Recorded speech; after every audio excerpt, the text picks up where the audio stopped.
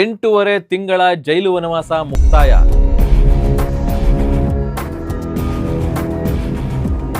ಕನ್ನಡ ಚಿತ್ರರಂಗದಲ್ಲಿ ಮತ್ತೊಮ್ಮೆ ಇತಿಹಾಸ ಸೃಷ್ಟಿಸಲು ಸಿದ್ಧರಾದ ಡಿ ಬಾಸ್.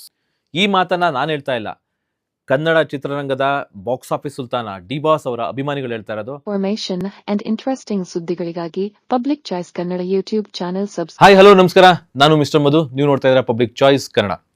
ಆಕ್ಚುಲಿ ಮೊನ್ನೆ ಒಂದು ವಿಡಿಯೋ ಮಾಡಿದ್ದೆ. ಕೋರ್ಟಲ್ಲಿ ಏನಾಯ್ತು, ಬೇಲ್ ಅರ್ಜಿ ಎಕ್ಸೆಪ್ಟ್ ಆಯ್ತಾ ಅಥವಾ ರಿಜೆಕ್ಟ್ ಆಯ್ತಾ ಅಂತ. ಕೊನೆಗೂ ಸುಪ್ರೀಂ ಕೋರ್ಟ್ ಮೆಟ್ಟಿಲೇರಿದಂತಹ ದರ್ಶನ್ ಅವ್ರಿಗೆ ಸುಪ್ರೀಂ ಕೋರ್ಟ್ ಕಡೆಯಿಂದ ಕೆಲವೊಂದು ನೋಟಿಸ್ನ ಕಳಿಸಿದ್ರು. ಅಂದರೆ ಸೆಷನ್ ಕೋರ್ಟ್ಗಾಗ್ಬೋದು, ಜೈಲಧಿಕಾರಿಗಳಿಗಾಗ್ಬೋದು ಕೆಲವೊಂದು ನೋಟಿಸ್ನ ಕಳಿಸಿದ್ರು. ಏನಪ್ಪ ಅಂತಂದರೆ ದರ್ಶನ್ ಅವರು ಮಾಡಿದಂಥ ಅರ್ಜಿಯಲ್ಲಿ ಉಲ್ಲೇಖ ಮಾಡಿದಂತಹ ಏನು ವಿಷಯಗಳಿದ್ದು ಆ ವಿಷಯಕ್ಕೆ ತಕ್ಕಂತೆ ಕ್ಲಾರಿಟಿಯನ್ನು ಕೇಳಿತ್ತು. ಏನು ಮೊದಲನೇದಾಗಿ ದರ್ಶನ್ ಅವರು ಕೆಲವೊಂದು ಕ್ಲಾರಿಟಿನ ಕೊಟ್ಟಿದ್ರು. ಏನಪ್ಪ ಅಂದರೆ ಜೈಲಿಗೆ ಹೋಗಿ 8.5 ತಿಂಗಳು ಮೇಲೆ ಆಗಿದೆ. ಅಂದರೆ ಎರಡನೇ ಸಲ ಬೇಲ್ ಕ್ಯಾನ್ಸಲ್ ಆದಮೇಲೆ ಜೈಲಿಗೆ ಹೋಗಿ 8.5 ತಿಂಗಳಾಗಿದೆ. ಈ 8.5 ತಿಂಗಳಲ್ಲಿ ಸಾಕ್ಷಿಗಳ ವಿಚಾರಣೆ ತುಂಬ ವಿಳಂಬ ಆಗ್ತಾ ಇದೆ. ತ್ವರಿತಗತಿಯಲ್ಲಿ ಸಾಕ್ಷಿಗಳ ವಿಚಾರಣೆ ಆಗ್ತಾ ಇಲ್ಲ. ಸೊ ಇಷ್ಟು ಕೇವಲ 10 ಸಾಕ್ಷಿಗಳ ಮಾತ್ರ ವಿಚಾರಣೆ ಆಗಿದೆ. ಇನ್ನೂ ಸುಮಾರು 200 ಚಿಲ್ಲರೆ ಸಾಕ್ಷಿಗಳಿದೆ. ಅಷ್ಟೆಲ್ಲ ಸಾಕ್ಷಿಗಳು ವಿಚಾರಣೆ ಮಾಡೋಷ್ಟಿಗೆ ತುಂಬ ದಿನ ಆಗುತ್ತೆ. ಟ್ರಯಲ್ ನಡೆಯೋದು ತುಂಬ ವಿಳಂಬ ಆಗುತ್ತೆ, ತುಂಬ ಲೇಟ್ ಆಗುತ್ತೆ, ತುಂಬ ಲ್ಯಾಗ್ ಆಗುತ್ತೆ. ಮತ್ತು ಎರಡನೇದಾಗಿ ಜೈಲಿನಲ್ಲಿ ನನಗೆ ಕಂಫರ್ಟ್ ಅನ್ನೋದಕ್ಕಿಂತ ಹೆಚ್ಚಾಗಿ ಮೂಲಭೂತ ಸೌಕರ್ಯಗಳು ನನಗೆ ಸಿಗ್ತಾ ಇಲ್ಲ. ಬೇರೆ ಕೈದಿಗಳಿಗೆ, ಇತರೆ ಕೈದಿಗಳಿಗೆ ಏನು ಕೊಡ್ತಾ ಇದ್ರು, ಸೊ ಆ ಮೂಲಭೂತ ಸೌಕರ್ಯಗಳಿಗೂ ನನಗೆ ಸಿಗ್ತಾ ಇಲ್ಲ.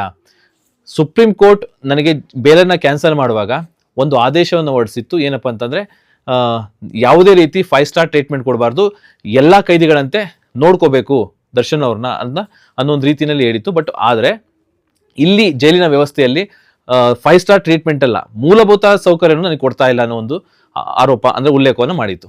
ಅದ್ರ ಜೊತೆಗೆ ಇದನ್ನೆಲ್ಲ ಕೇಳಿದಂಥ ಆಮೇಲೆ ಅವರಿಗೆ ಬೆನ್ನು ನೋವಿದೆ. ಆ ಬೆನ್ನು ನೋವಿದ್ದಾಗ ನನಗೆ ಫಿಸಿಯೋಥೆರಪಿ ಮಾಡಬೇಕು, ಆ ಫಿಸಿಯೋಥೆರಪಿನ ಸರಿಯಾಗಿ ವ್ಯವಸ್ಥೆ ಸಿಗ್ತಾ ಇಲ್ಲ ನನಗೆ ಜೈಲಿನಲ್ಲಿ. ತುಂಬ ನೋವಾಗ್ತಿದೆ. ಅದನ್ನ ಆ ಪೇಯ್ನ ರಿಲೀಫ್ ಮಾಡೋಕ್ಕೆ ಅಂತ ಫಿಸಿಯೋಥೆರಪಿನ ಸರಿಯಾದ ಟೈಮಿಗೆ ನನಗೆ ಜೈಲಧಿಕಾರಿಗಳು ಸಪೋರ್ಟ್ ಮಾಡ್ತಿಲ್ಲ, ಸರಿಯಾಗಿ ಮಾಡ್ತಿಲ್ಲ.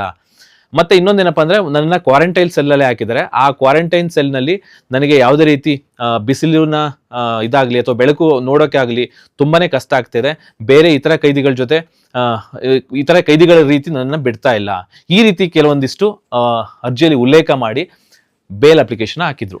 ಜೈಲಧಿಕಾರಿಗಳಿಗೆ ಸುಪ್ರೀಂ ಕೋರ್ಟ್ ಕೇಳದಂತಹ ಏನು ಆದೇಶವನ್ನು ಕೊಟ್ಟಿತ್ತೋ ನೀವು ರಿಪೋರ್ಟ್ ಕೊಡಿ ಅಂತ, ಅದಕ್ಕೆ ತಕ್ಕಂಥ ರೀತಿಯ ರಿಪೋರ್ಟ್ಗಳನ್ನ ಇವರು ಕೊಟ್ಟಿದ್ದಾರೆ. ದರ್ಶನ್ ಅವರಿಗೆ ನಿಜವಾಗ್ಲೂ ಅಲ್ಲಿ ಸಮಸ್ಯೆ ಆಗ್ತಿದೆಯಾ, ಸೌಕರ್ಯಗಳು ಕೊಡ್ತಾ ಇದ್ದೀರಾ, ಏನೆಲ್ಲ ಮೂಲಭೂತ ಸೌಕರ್ಯಗಳು ಕೊಡ್ತಾ ಇದ್ದೀವಿ, ಏನು ಕೊಡ್ತಾ ಇಲ್ಲ, ಪ್ರತಿಯೊಂದು ರಿಮೋಟು CCTV ಮುಖಾಂತರ ಕೋರ್ಟ್ಗೆ ಸಲ್ಲಿಕೆ ಮಾಡಿದ್ದಾರೆ. ಇದರಲ್ಲಿ ಒಂದು ಆದೇಶಕ್ಕೆ ಒಂದು ರಿಪೋರ್ಟ್ ಬಂದಿದೆ. ಇನ್ನು ಮಿಕ್ಕಿದ ರಿಪೋರ್ಟ್ ಅಂದರೆ ಸೆಷನ್ ಕೋರ್ಟಿಂದ ಬರಬೇಕು. ಏನಂದರೆ ಇನ್ನೆಷ್ಟು ಸಾಕ್ಷಿಗಳಿದೆ, ಇನ್ನು ಎಷ್ಟು ಸಾಕ್ಷಿಗಳನ್ನ ವಿಚಾರಣೆ ಮಾಡಲಿಕ್ಕೆ ಎಷ್ಟು ಸಮಯ ಬೇಕಾಗ್ಬೋದು ಈ ಟ್ರಯಲ್ ಕಂಪ್ಲೀಟ್ ಆಗಲಿಕ್ಕೆ, ಈ ರೀತಿ ವಿಚಾರಣೆ ನೆಕ್ಸ್ಟ್ ಸೆಷನ್ ಕೋರ್ಟ್ಗಳಿಂದ ರಿಪೋರ್ಟ್ ಬರುತ್ತೆ. ಇದೆಲ್ಲ ಆದ ಮೇಲೆ ಸುಪ್ರೀಂ ಕೋರ್ಟ್ ಒಂದು ನಿರ್ಧಾರಕ್ಕೆ ಬರುತ್ತೆ. ಏನು ನ್ಯಾಯಮೂರ್ತಿಗಳಿದ್ದರೋ, ಸೊ ಏನು ದ್ವಿಸದಸ್ಯ ಪೀಠದಲ್ಲಿ ನ್ಯಾಯಮೂರ್ತಿಗಳಿದ್ರು, ಅವರು ಇದನ್ನೆಲ್ಲ ವಿಚಾರಣೆ ಮಾಡಿ ದರ್ಶನ್ ಅವರ ಏನು ಕೋರಿಕೆ ಇದೆ, ಸೊ ಬೇಲ್ ಕೊಡಬೇಕಾ, ಕೊಡೋದ್ರಿಂದ ಏನಾದರೂ ಈ ಕೇಸ್ಗೆ ಎಫೆಕ್ಟ್ ಆಗುತ್ತಾ, ಅಥವಾ ಕೊಡಲಿಲ್ಲ ಅಂದರೆ ವ್ಯಕ್ತಿಗೆ ಒಂದು ವೇಳೆ ಬೇಲ್ ಅನ್ನೋದು ಪ್ರತಿಯೊಬ್ಬನ ಹಕ್ಕು. ಅಂದರೆ ಮೀನ್ಸ್ ಆರೋಪ ಸಾಬೀತಾಗೋವರೆಗೂ ಯಾವುದೇ ವ್ಯಕ್ತಿನ ಆ ವ್ಯಕ್ತಿಯಿಂದ ಒಂದು ಕೇಸ್ಗೆ ಏನು ಸಮಸ್ಯೆ ಆಗಲ್ಲ ಅಂದರೆ ಆ ವ್ಯಕ್ತಿಗೆ ಬೇಲ್ ಕೇಳುವಂಥದ್ದು ಅವ್ರ ಹಕ್ಕು. ಸೊ ಹಾಗಾಗಿ ಆ ಹಕ್ಕನ್ನು ಕಸ್ದುಕೊಂಡಾಗ ಆಗುತ್ತಾ ಅಂತ ಯೋಚನೆ ಮಾಡಿ ಬೇಲ್ ಕೊಟ್ಟರೂ ಕೊಡ್ಬೋದು.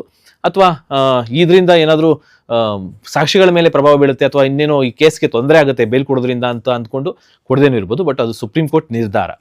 ಇದಕ್ಕಿಂತ ಮುಂಚೆನೇ ಕೆಲವೊಂದಿಷ್ಟು ನಾವು ವಿಡಿಯೋಗಳನ್ನ ನೋಡ್ತಿದ್ದೀವಿ. ಮುಂದಿನ ವಾರವೇ ದರ್ಶನ್ ಅವರು ಬಿಡುಗಡೆ ಆಗ್ತಾರೆ. ಮುಂದಿನ ವಾರ ದರ್ಶನ್ ಅವರು ಎಲ್ಲರಂತೆ ಬಂದು ಸಿನಿಮಾಗಳನ್ನ ಮಾಡ್ತಾರೆ. ನೆಕ್ಸ್ಟ್ ಬಂದ ಕೂಡಲೇ ನಾನು ಸಿನಿಮಾಗಳನ್ನ ಮಾಡ್ತೀನಿ ಅಂತ ಎಷ್ಟೋ ಜನ ಆಸೆಯನ್ನು ಇಟ್ಕೊಂಡಿದ್ದಾರೆ. ಅಭಿಮಾನಿಗಳು ಕಾತುರದಿಂದ ಕಾಯ್ತಾ ಇದ್ದಾರೆ. ಅದ್ರ ಜೊತೆಗೆ ಎಷ್ಟೋ ಡೈರೆಕ್ಟರ್ಗಳು ಕಾಯ್ತಾ ಇದ್ದಾರೆ. ನಾವು ದರ್ಶನ್ ಅವರು ಬಂದಾಗ ನಮ್ಮ ಕನ್ನಡ ಇಂಡಸ್ಟ್ರಿಗೆ ಒಂದು ಹೊಸ ಸಿನಿಮಾನ ಮಾಡೋಣ, ನಾನು ಪ್ರೊಡ್ಯೂಸ್ ಮಾಡೋಣ ಅಂತ ಈ ಥರ ಎಲ್ಲ ಕಾಯ್ತಾ ಇದ್ದಾರೆ. ಬಟ್ ಈ ಕೇಸ್ ವಿಚಾರವನ್ನು ಬಿಟ್ಟು, ಅಂದರೆ ಈ ಕೇಸಲ್ಲಿ ಈ ಥರ ಏನೆಲ್ಲ ಸಾಧ್ಯತೆಗಳಿದೆಯೋ ಆ ಸಾಧ್ಯತೆಗಳನ್ನ ನಾನು ಹೇಳಿದೆ. ಇದನ್ನು ಬಿಟ್ಟು ದರ್ಶನ್ ಅವರು ಒಂದು ವೇಳೆ ಹೊರಗಡೆ ಬಂದರೆ ಏನೆಲ್ಲ ಅನುಕೂಲಗಳಾಗುತ್ತೆ ಅನ್ನೋದನ್ನು ಮಾತಾಡಿದ್ರೆ, ಯಾಕೆಂದರೆ ಎಸ್ಪೆಷಲಿ ಒಬ್ಬ ಅಭಿಮಾನಿಗಳಿಗೆ ಖುಷಿ ಆಗುತ್ತೆ. ಅದ್ರ ಜೊತೆಗೆ ಕನ್ನಡ ಇಂಡಸ್ಟ್ರಿಗೆ ಒಬ್ಬ ನಟ ಒಂದು ಎಸ್ಪೆಷಲಿ ಎಷ್ಟೋ ಸಿನಿಮಾಗಳು ಬಂದು ಥಿಯೇಟರ್ಗಳಿಗೆ ಜನ ಬರ್ದೇನೆ ಪ್ರೊಡ್ಯೂಸರ್ಗೆ ಲಾಸ್ ಆಗುವಂಥ ಪರಿಸ್ಥಿತಿನಲ್ಲಿ ಒಬ್ಬ ನಟ ಸಿನಿಮಾ ಮಾಡಿದ್ರೆ ಒಂದಿಷ್ಟು ಕಲೆಕ್ಷನ್ ಅಂತ ಆಗೇ ಆಗುತ್ತೆ. ಸೊ ಅಂಥ ಒಬ್ಬ ನಟರಲ್ಲಿ ದರ್ಶನ್ ಕೂಡ ಒಬ್ಬರು. ಎಸ್ಪೆಷಲಿ ಕನ್ನಡ ಇಂಡಸ್ಟ್ರಿನಲ್ಲಿ ನಾನು ಕನ್ನಡಕ್ಕಾಗೇ ಸಿನಿಮಾ ಮಾಡ್ತೀನಿ, ಕನ್ನಡ ಬಿಟ್ಟು ಬೇರೆ ಮಾಡೋದೇ ಇಲ್ಲ ಅಂತ ಆ, ಹೇಳಿದಂಥ ಏಕೈಕ ನಟ ಅಂದರೆ ದರ್ಶನ್ ಅವರು. ಸೊ ಇಂಥ ವಿಚಾರದಲ್ಲಿ ಕನ್ನಡ ಇಂಡಸ್ಟ್ರಿಗೆ ಎಷ್ಟು ಪ್ಲಸ್ ಆಗುತ್ತೆ ದರ್ಶನ್ ಹೊರಗಡೆ ಬಂದರೆ ಅಂದರೆ, ದರ್ಶನ್ ಅವರು ಹೊರಗಡೆ ಬಂದರೆ ಏನೆಲ್ಲ ಆಗುತ್ತೆ, ಯಾರಿಗೆಲ್ಲ ಲಾಭ ಆಗುತ್ತೆ ಅನ್ನೋದನ್ನ ಹೇಳೋದಾದರೆ, ಮೊದಲನೇದಾಗಿ ಅವರು ಯಾಕೆಂದರೆ ಒಂದಿಷ್ಟು ಡೈರೆಕ್ಟರ್ಗಳು, ಒಂದಿಷ್ಟು ಪ್ರೊಡ್ಯೂಸರ್ಗಳು ಸಿನಿಮಾಗಳು ಓಡ್ತಾ ಇಲ್ಲ ಅನ್ನೋ ಒಂದು ಅಳನ ತೋಡ್ಕೋತಾ ಇದ್ದಾರೆ.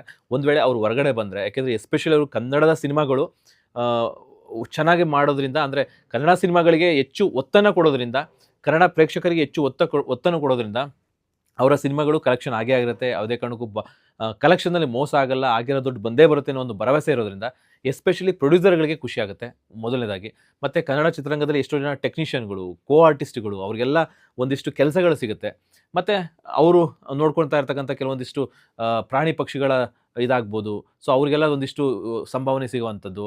ಮತ್ತು ಇವರ ಸಿನಿಮಾಗಳು ನಡೆಯೋದ್ರಿಂದ ಇವ್ರಿಗೂ ಸಂಭಾವನೆ ಸಿಗುತ್ತೆ. ಅದ್ರ ಜೊತೆಗೆ ಅಲ್ಲಿ ಜೊತೆಗೆ ಕೆಲಸ ಮಾಡೋಂಥವ್ರಿಗೂ ಸಂಭಾವನೆ ಸಿಗುತ್ತೆ. ಇಷ್ಟೆಲ್ಲ ಒಳ್ಳೆ ಆಗುತ್ತೆ ಬಂದರೆ. ಇವ್ರು ಬಂದಾಗ ಇಷ್ಟೆಲ್ಲ ಒಳ್ಳೇದಾಗುತ್ತೆ. ಕಾದು ನೋಡೋಣ. ಅಭಿಮಾನಿಗಳು ಸಂತಸದಿಂದ ಇದ್ದಾರೆ, ಮುಂದಿನ ವಾರ ಬರ್ತಾರೆ, ಅದ್ರ ಮುಂದಿನ ವಾರ ರಿಲೀಸ್ ಆಗ್ಬೋದು. ಈ ರೀತಿ ಎಲ್ಲ ಒಂದು ಖುಷಿಯನ್ನೇ ಇದ್ದಾರೆ. ಮತ್ತು ಅದೇ ಥರ ಒಂದು ವೇಳೆ ರಾಜಕೀಯಕ್ಕೆ ಬಂದರೆ ದರ್ಶನ್ ಅವರು ಏನೆಲ್ಲ ಆಗ್ಬೋದು ಅನ್ನೋದನ್ನು ಸಹ ಚರ್ಚೆ ನಡೀತಾ ಇದೆ. ಇದನ್ನೆಲ್ಲ ಒಂದು ಮುಕ್ತಾಯ ಯಾವಾಗಪ್ಪ ಅಂದರೆ ಸುಪ್ರೀಂ ಕೋರ್ಟ್ ಆದೇಶ ಏನು ಬರುತ್ತೆ ಅನ್ನೋದ್ರ ಮೇಲೆ ಡಿಪೆಂಡ್ ಆಗಿರುತ್ತೆ. ಕಾದು ನೋಡೋಣ ಏನಾಗುತ್ತೆ. ನಿಮ್ಮ ಅನಿಸಿಕೆ ಏನು ಈ ವಿಚಾರದಲ್ಲಿ ನನ್ನ ಕಮೆಂಟ್ಸ್ ಮಾಡಿ ತಿಳಿಸಿ ಅಂತ ಹೇಳ್ತಾ ಈ ವಿಡಿಯೋನಲ್ಲಿ ಮುಗಿಸ್ತಾ ಇದ್ದೀನಿ. ಹಾಯ್, ಹಲೋ, ನಮಸ್ಕಾರ. ನಾನು ಮಿಸ್ಟರ್ ಮಧು. ನೀವು ನೋಡ್ತಾ ಇದ್ದೀರಾ ಪಬ್ಲಿಕ್ ಚಾಯ್ಸ್ ಕನ್ನಡ. ಆ್ಯಕ್ಚುಲಿ ಮೊನ್ನೆ ಒಂದು ವಿಡಿಯೋ ಮಾಡಿದ್ದೆ. ಕೋರ್ಟಲ್ಲಿ ಏನಾಯಿತು, ಬೇಲ್ ಅರ್ಜಿ ಎಕ್ಸೆಪ್ಟ್ ಆಯಿತಾ ಅಥವಾ ರಿಜೆಕ್ಟ್ ಆಯಿತಾ ಅಂತ. ಕೊನೆಗೂ ಸುಪ್ರೀಂ ಕೋರ್ಟ್ ಮೆಟ್ಟಿಲೇರಿದಂತಹ ದರ್ಶನ್ ಅವ್ರಿಗೆ ಸುಪ್ರೀಂ ಕೋರ್ಟ್ ಕಡೆಯಿಂದ ಕೆಲವೊಂದು ನೋಟಿಸ್ನ ಕಳಿಸಿದ್ರು. ಅಂದರೆ ಸೆಷನ್ ಕೋರ್ಟ್ಗಾಗ್ಬೋದು, ಜೈಲಧಿಕಾರಿಗಳಿಗಾಗ್ಬೋದು ಕೆಲವೊಂದು ನೋಟಿಸ್ನ ಕಳಿಸಿದ್ರು. ಏನಪ್ಪ ಅಂತಂದರೆ, ದರ್ಶನ್ ಅವರು ಮಾಡಿದಂಥ ಅರ್ಜಿಯಲ್ಲಿ ಉಲ್ಲೇಖ ಮಾಡಿದಂತಹ ಏನು ವಿಷಯಗಳಿದ್ದು ಆ ವಿಷಯಕ್ಕೆ ತಕ್ಕಂತೆ ಕ್ಲಾರಿಟಿಯನ್ನು ಕೇಳಿತ್ತು. ಏನು ಮೊದಲನೇದಾಗಿ ದರ್ಶನ್ ಅವರು ಕೆಲವೊಂದು ಕ್ಲಾರಿಟಿನ ಕೊಟ್ಟಿದ್ರು. ಏನಪ್ಪ ಅಂದರೆ, ಜೈಲಿಗೆ ಹೋಗಿ 8.5 ತಿಂಗಳು ಮೇಲೆ ಆಗಿದೆ. ಅಂದರೆ ಎರಡನೇ ಸಲ ಬೇಲ್ ಕ್ಯಾನ್ಸಲ್ ಆದಮೇಲೆ ಜೈಲಿಗೆ ಹೋಗಿ 8.5 ತಿಂಗಳಾಗಿದೆ. ಈ 8.5 ತಿಂಗಳಲ್ಲಿ ಸಾಕ್ಷಿಗಳ ವಿಚಾರಣೆ ತುಂಬ ವಿಳಂಬ ಆಗ್ತಾ ಇದೆ. ತ್ವರಿತಗತಿಯಲ್ಲಿ ಸಾಕ್ಷಿಗಳು ವಿಚಾರಣೆ ಆಗ್ತಾ ಇಲ್ಲ. ಸೊ ಇಷ್ಟು ಕೇವಲ 10 ಸಾಕ್ಷಿಗಳ ಮಾತ್ರ ವಿಚಾರಣೆ ಆಗಿದೆ. ಇನ್ನೂ ಸುಮಾರು 200 ಚಿಲ್ಲರೆ ಸಾಕ್ಷಿಗಳಿದೆ. ಅಷ್ಟೆಲ್ಲ ಸಾಕ್ಷಿಗಳು ವಿಚಾರಣೆ ಮಾಡೋಷ್ಟಿಗೆ ತುಂಬ ದಿನ ಆಗುತ್ತೆ. ಟ್ರಯಲ್ ನಡೆಯೋದು ತುಂಬ ವಿಳಂಬ ಆಗುತ್ತೆ, ತುಂಬ ಲೇಟ್ ಆಗುತ್ತೆ, ತುಂಬ ಲ್ಯಾಗ್ ಆಗುತ್ತೆ. ಮತ್ತು ಎರಡನೇದಾಗಿ ಜೈಲಿನಲ್ಲಿ ನನಗೆ ಕಂಫರ್ಟ್ ಅನ್ನೋದಕ್ಕಿಂತ ಹೆಚ್ಚಾಗಿ ಮೂಲಭೂತ ಸೌಕರ್ಯಗಳು ನನಗೆ ಸಿಗ್ತಾ ಇಲ್ಲ. ಬೇರೆ ಕೈದಿಗಳಿಗೆ, ಇತರೆ ಕೈದಿಗಳಿಗೆ ಏನು ಕೊಡ್ತಾ ಇದ್ರು, ಸೊ ಆ ಮೂಲಭೂತ ಸೌಕರ್ಯಗಳಿಗೂ ನನಗೆ ಸಿಗ್ತಾ ಇಲ್ಲ.